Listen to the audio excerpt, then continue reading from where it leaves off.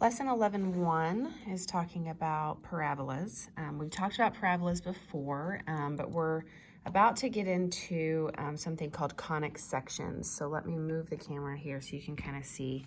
In your book, they talk about these conic sections, or we can just say conics. So basically what happens is they are cutting these cones in certain ways. So if they cut it straight across like this, it creates a circle.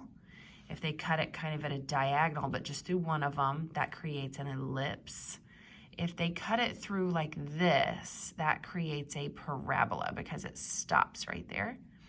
And then if they cut it through two of them like this, that creates a hyperbola where there's basically two parabolas that are kind of symmetrical with one another. So that's kind of what we're talking about in this lesson. The other thing we're talking about though, well, we're really only talking about the parabolas in this lesson. So when we talk about the definition of a parabola, so we're used to seeing like a quadratic, right? ax squared plus bx plus c is the definition or the equation, the standard equation of a parabola. We're going to look at it in a different way. So we're going to talk about the focus and the directrix of the parabola. So if I'm looking at this image right here, so here's my axis. This line L is the directrix and that point F is the focus. And if you look, right there's my vertex, the blue dot is. The distance from the vertex to this line L and the distance from the vertex to the focus point right there is the same. So that distance right there is the same. One thing that they will ask you to do that I'm actually not doing an example of is they will give you the focus and the directrix, and they will ask you about, they'll try to get you to graph the parabola. Well, if you have these two, you know the vertex is right in between those two. So just kind of split that difference, okay? Also, if you have a point on your parabola here, the distance from it to the focus and to the directrix should be the same as well. Okay, so then I'm gonna throw a whole bunch of equations at you today. So this first part, in your book is like super helpful in this lesson because they break it down really nicely. The first set they give you is on page 761. They give me what happens if I have a parabola with a vertex at the origin and it obviously opens up or down because they give you the picture for it, right? Okay, then they give us on the next page, at the top of page 762, they give you, what if you have a parabola with a vertex at the origin, but it opens left or right? Then they come over here on page 763 and give you, what happens if I have a vertex at HK, meaning it's not at the origin, it's somewhere else, and then they give you all four of them together. So I've got my opens up and down, opens left and right together. And they give you all of these formulas that are super helpful, okay? So we're gonna try to put things in those forms. So the first one I'm gonna start with says, find the focus and the directrix of the parabola that looks like this equation right here and sketch its graph. So the first thing I would do is look at, do I have anything within this x squared? Like, is it x plus something squared or x minus something squared? It's not. Same thing with this y. So that tells me it definitely has a vertex of 0, 0, okay? So that means I'm looking at this setup. So if I'm looking at this setup right here and mine says y equals, it's already set up in this form, y equals. So I'm going to write this underneath it. Y equals 1 over 4p x squared. So y equals 1 over 4p x squared. So then you can see it lines up perfectly, right? So one thing I'm supposed to find is the focus.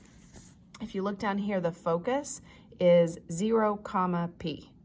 So if I can figure out what p is, I can tell them what the focus is. So here's this part right here. This and this line up perfectly. It's this part in the middle that does not, but those have to be equal to one another.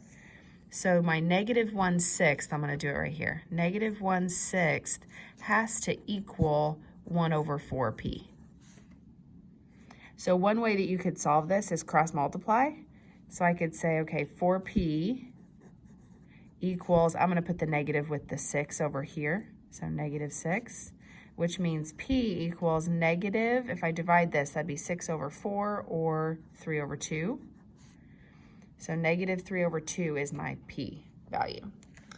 Okay, so then I can go back to this and say, well, if P is negative 3 over 2, then my focus is 0, comma, negative 3 over 2. So my focus is 0, comma, negative 3 over 2. That's the first thing they wanted me to find.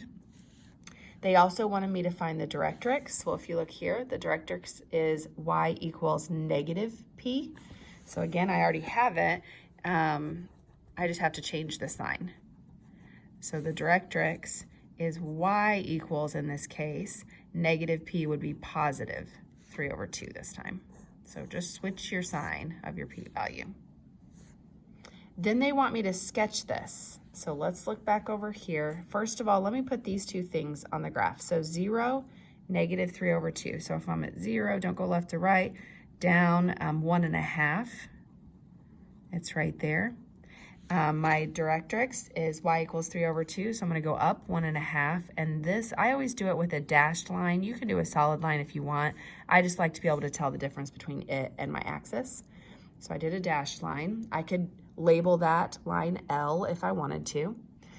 So then I'm going to start thinking about how to graph this. So I said I didn't have an example of this, but I kind of do. We knew from the equation that my vertex was at 0, 0. But I can also tell by looking at this, it's going to be halfway between these two things, which means it has to be right here.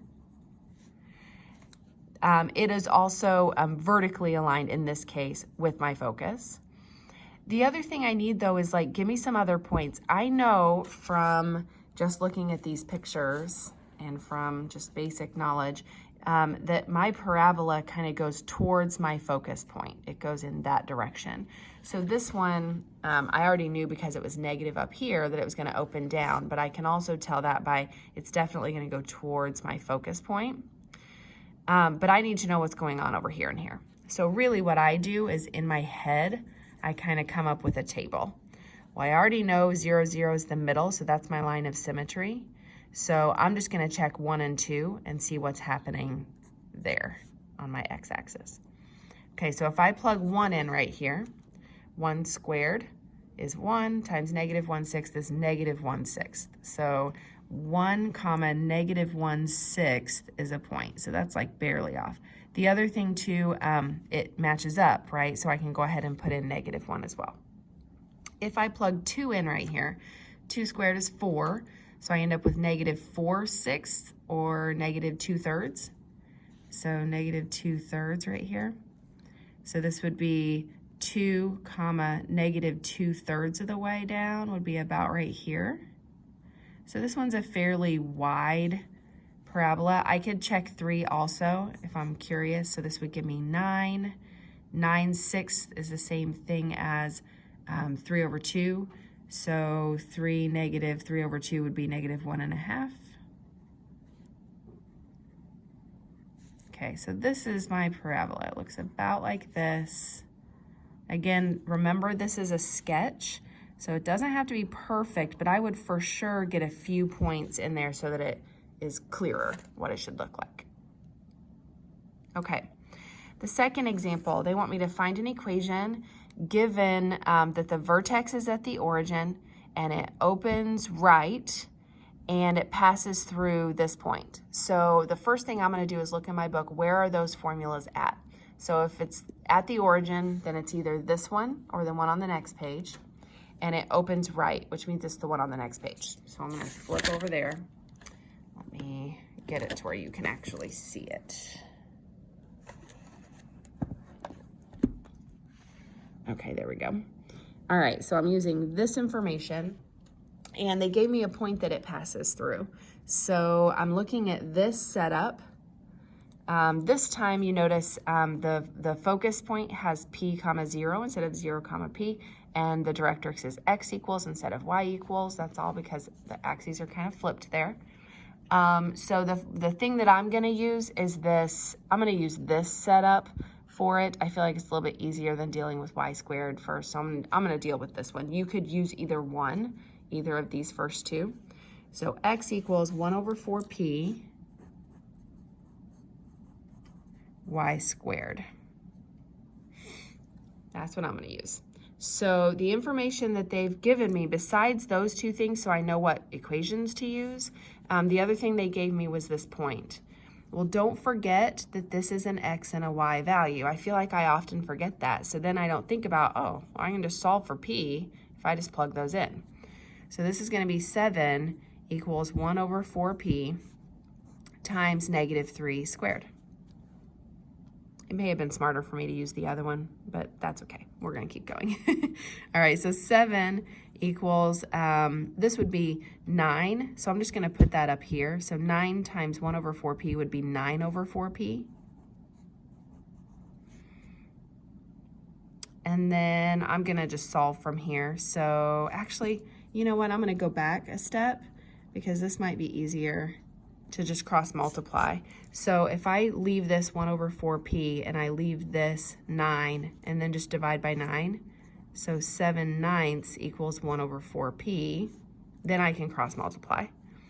So 28p equals 9. Again, you could have done it the way I was doing it up there. It's not a big deal. So don't stress about much of that. All right, so p equals 9 over 28. So that's not very pretty, but it is what it is. They wanted me to find the equation and the focus. So I actually already did one thing. So let's go back for a second. Remember, this is my setup right here. I need to find that equation. Well, when you find that equation, you really just need this piece right here. So I need x equals something y squared. That something is 1 over 4p. But right here, I had it solved for 1 over 4p. That was 7/9. So I can take this and plug it in right there, and there's my equation. So 7/9 y squared, that's an equation. Again, I could have written it in that other format where it was y squared equals, but I like this setup because I already had it. The other thing I needed was my focus, and I didn't need my directrix this time, but I could give it to them very easily. So my focus is at, remember in this one, it's p first and then 0. So this would be 9/28, 0. My directrix, in case we needed to know, would be x equals -9 over 28. We didn't need to sketch this one, so I didn't really need much more information than what I got. Okay, this next one, example 3, they want me to sketch this. And if you look at this one, this is definitely not in a format that is super pretty. What I could do, if I really wanted to, is solve for x and then graph this parabola. One thing that you'll notice is it is a y squared situation, so it's going to open left or right. I think it's way easier now that we know these formulas. I would rather use these formulas. So one thing that you should notice in this one is I have a y squared and a y, which tells me I need to complete the square. This is not making this a perfect square, so I can't make it like y plus something all quantity squared, and that's what I want to be able to do. That also tells me that my vertex is not at the origin. It is definitely going to be at an h, k. So I'm going to switch back over to this page, because on this page, they give me those formulas. So I'm gonna look specifically at this one, because that's where I'm opening left or right. Okay, so the first thing I'm gonna try to do is make it look like this. So it looks to me like I've got my y's over on the left-hand side and my x's over on the right-hand side. So I'm gonna kind of flip-flop this. I'm gonna put my y's over here, so y squared plus 8y. I'm actually just gonna, well, I'll go ahead and flip the whole thing. Equals 2x. So I'm flipping the whole thing over, just completely flopped it. Now I'm gonna move my 22 over here because I need a blank here. So this is gonna be y squared plus 8y plus I don't know what. is going to equal 2x minus 22. Okay, so then I got to complete the square. So how do I do that? Well, divide this by 2, you get 4, and then square that, you get 16. So I'm going to add 16 here, which means I have to add it over here as well. Then I can write this as y plus, remember when you divided that by 2, you got 4 squared, equals, this is really 2x minus negative 22 plus 16 would be 6. Okay, then when you're looking at this format again, notice I have something pulled out from this side over here. It's not squared, but I have some value pulled out. So I'm going to pull something out of here. I can factor out a 2. So this is y plus 4 squared equals 2 times x minus 3.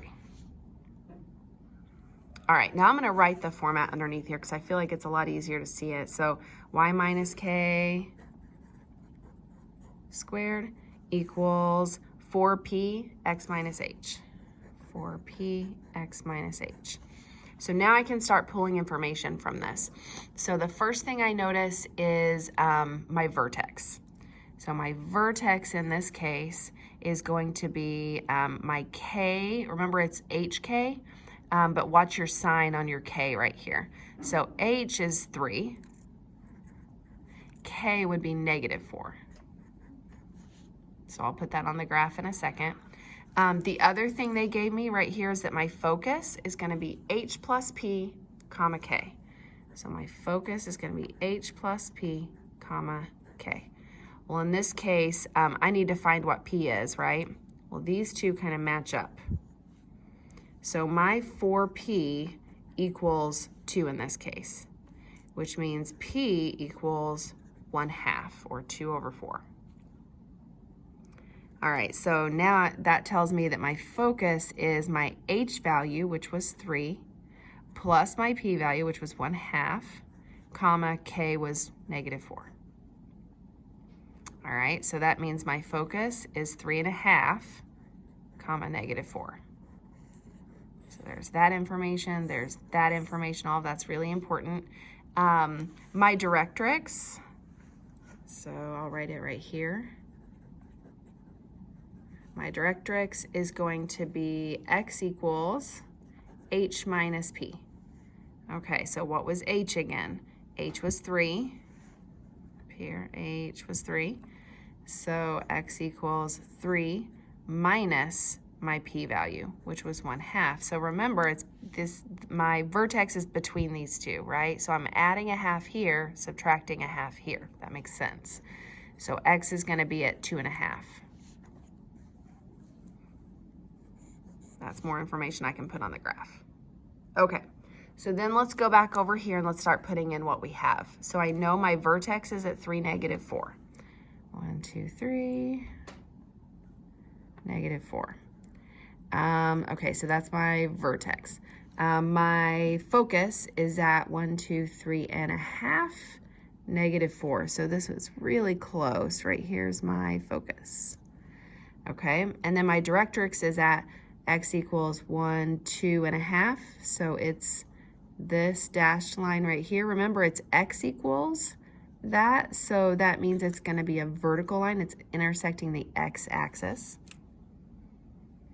Okay, and then I'm going to plug in a couple of extra values to figure out how to graph this. Now remember, when I plug in extra values, in this case, because it's opening left or right, I'm going to plug values in for y. You could plug them in for either one. Just know that it's symmetric this way, like horizontally symmetric. So if this is my vertex right here at negative 4, I'm going to plug in negative 3 and maybe negative 2, possibly even negative 1 if I need to. So let's go back. You can go back to the original equation, or you can go to these down here. If I went back to the original equation and plugged in negative 3 right here, that would give me 9 minus 24 plus 22, which gives me 7, and then divide it by 2. So x would be 3.5. I really had to think about that. You can use a calculator for that if you need to. So at -3 on the y-axis, I'm at 3.5 this way. So 1, 2, 3.5, which means I'm also there here as well. Remember, it's symmetric with respect to that vertex line right there. Okay, if I plug in -2, same thing over here. -2 squared would give me 4 minus 16 plus 22. So that's gonna give me 10, and then divide by 2, you get 5. So this is 5. So at -2, this on the y-axis, I'm at 5 this way. 1, 2, 3, 4, 5. So I'm not gonna plug in -1 because I'm kind of going off of my graph after that. But this is my parabola. Oh, I missed my dot. There you go. And this way. So there's my sketch. Okay, last one, example 4. They said, given this vertex of negative, so I'm given a parabola that has a vertex of -4, 2 and a directrix of 5. They want me to express the equation in this form. Ugh. Okay, so first of all, I've got a vertex at -4, 2. So let's go back over here. And so my directrix also is y equals 5. That's going to be really useful for finding p. I'm going to need p. So if I'm looking at this situation, if my directrix is y equals, not x equals, then I know I'm talking about this scenario up here. So let me move this up. Talking about this one. So it's going to open up or down. So my directrix is y equals k minus 5. Y equals k minus p, sorry, not 5. K minus p, right there. So if 5 equals k minus p, and I know my h and my k right there, plug your 2 in for this. So y equals 2 minus p, and I already know that y equals 5, so plug that in. 5 equals 2 minus p, and solve for p. So that would give me a -3. You can like subtract your 2, divide by -1 if you need to, but p equals -3. That's important to know, because now if I'm looking at this equation, x minus h squared, 4p, and y minus k, I have everything I need. I know what h is, I know what k is, and I know what p is. So I'm just gonna plug those in. So let me write that formula out so I've got it in front of me. I've got x minus h squared equals 4p y minus k. And the problem is it's not in this format, but I can just solve for y to get it in that format. So my h was -4, so this is really x plus 4 squared equals 4 times p, so that in this case is 4 times -3, times y minus k, or y minus 2 in this case. So now I'm just going to solve this. So multiply this out. So x plus 4 times x plus 4. Remember, when you multiply that out, you get x squared plus 4x plus 4x plus 16. So you should end up with x squared plus 8x plus 16 there. This is -12 times y minus 2. So I'm going to solve all that out. X squared plus 8x plus 16 equals -12y plus 24. And remember, I'm trying to just solve for y. So I'm going to subtract 24. 16 minus 24 would give me -8. And then this is where it gets kind of messy. I'm going to divide everything by -12. Everything. So that gives me a -1/12 x squared. Divide 8 by -12 gives me a -8/12, which is the same thing as 2/3 x. And then plus, because these two negatives will cancel, another 2/3. So that is really messy. Sometimes you get a lot of fractions, but that's okay. It kind of shows me why this form is a little more preferred. I would prefer to have it in this form than in this form, but they wanted it in that one, so there you go.